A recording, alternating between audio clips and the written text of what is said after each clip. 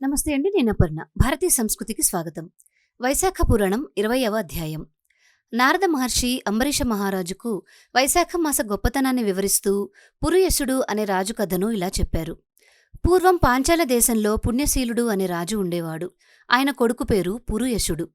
తండ్రి తర్వాత పురుయసుడు రాజయ్యాడు. ఆయన చాలా ధైర్యవంతుడు, ధర్మబద్ధంగా పాలించేవాడు. కాని తన పూర్వజన్మ పాపాల వల్ల అనుకోకుండా ఆయన సంపదనంతా కోల్పోయాడు.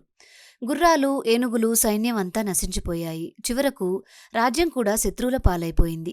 దాంతో ఆయన తన భార్య శిఖినితో కలిసి ఒక పర్వత గుహలో దాక్కొని ఏకంగా 53 ఏళ్ల పాటు అడవుల్లోనే గడిపాడు.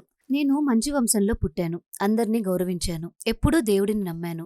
మరి నాకెందుకు ఈ కష్టాలు వచ్చాయి అని ఆయన తన గురువులైన యాజుడు, ఉపయాజుడు అనేవారిని తలుచుకున్నాడు.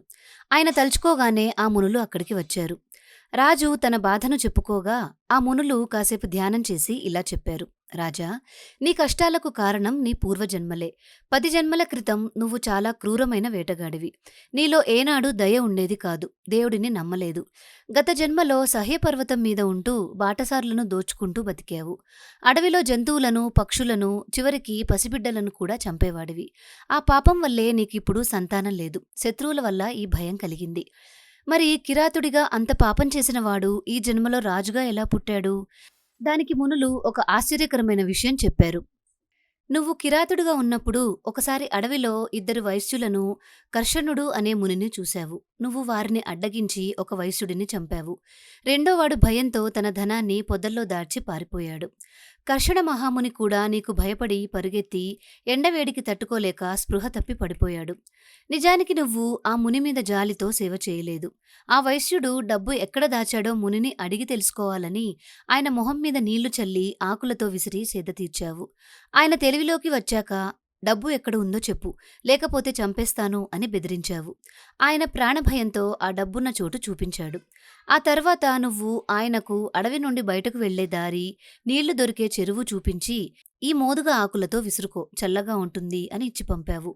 నువ్వు ఆ మునికి సేవ చేసింది నీ స్వార్థం కోసమే అయినా ఆ సమయం వైశాఖ మాసం అవ్వడం వల్ల ఆ చిన్న సేవ నీకు అపారమైన పుణ్యాన్ని ఇచ్చింది.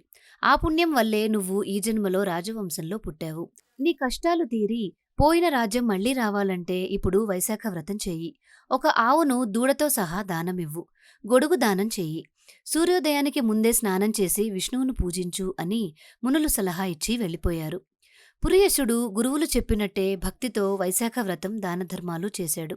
ఆ వ్రత ప్రభావంతో ఆయన బంధువులందరూ మళ్లీ ఆయన దగ్గరకు వచ్చారు. శత్రువులు భయంతో రాజ్యాన్ని వదిలి పారిపోయారు. రాజు తన రాజ్యాన్ని తిరిగి పొందడమే కాకుండా కుమారస్వామి అంతటి సమర్థులైన 5 కొడుకులను పొందాడు. రాజ్యం వచ్చినా రాజు గర్వపడకుండా ప్రతి ఏటా వైశాఖ వ్రతం చేస్తూనే ఉన్నాడు.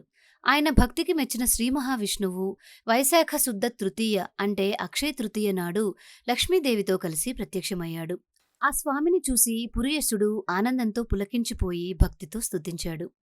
వైశాఖ పురాణం 20వ అధ్యాయం సమాప్తం. మీకు ఈ వీడియో నచ్చిందా? నచ్చినట్లయితే లైక్ చేసి మన ఛానల్ని సబ్స్క్రైబ్ చేసుకోండి. మిగిలిన అధ్యాయాలను కూడా మిస్ అవ్వకుండా చూడాలి అనుకుంటే బెల్ ఐకాన్ని యాక్టివేట్ చేసుకోండి. మీ అమూల్యమైన సలహాలను, సూచనలను కామెంట్ చేయండి. తిరిగి రేపటి అధ్యాయంలో మళ్ళీ కలుసుకుందాం. నమస్కారం.